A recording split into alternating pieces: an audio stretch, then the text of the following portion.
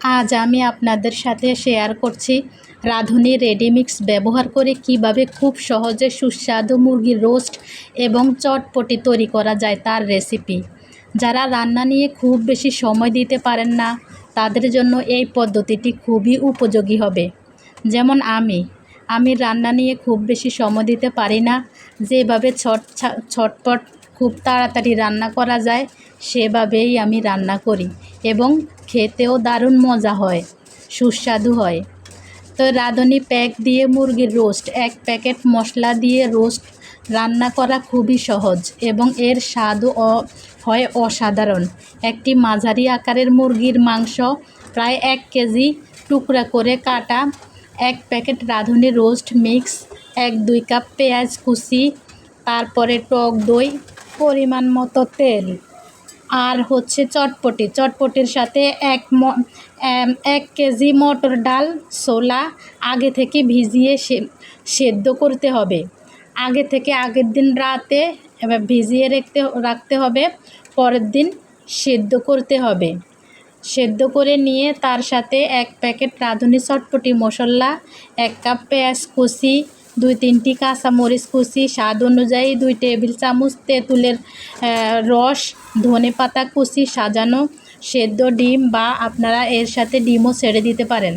আমি এখানে চটপটি আলু সিদ্ধ করে তারপরে সাথে আমি চটপটির মশলা দিয়ে দিছি। মশলা দেওয়ার পরে এর সাথে একটা ডিম ভেঙে দিয়েছি, কাঁচামরিচ দিয়েছি।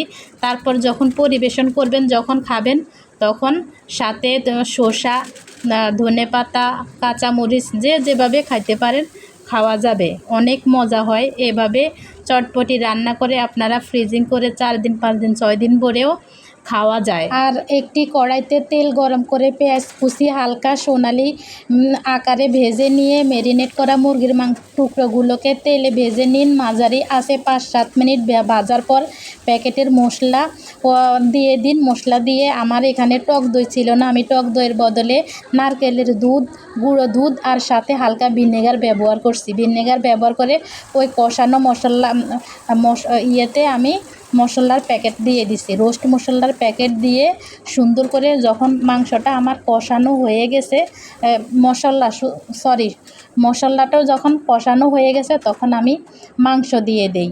মাংস দিয়ে দেওয়ার পর তখন সুন্দর করে কষিয়ে গরম পানি দিয়ে ঢাকনা দিয়ে মাঝারি আঁচে 20 থেকে 25 মিনিট রান্না করুন, অথবা যতক্ষণ না মুরগি সেদ্ধ হয় এবং ঝোল ঘন হয়ে আসে ততক্ষণ আস্তে আস্তে নেড়ে নেড়ে রান্না করুন।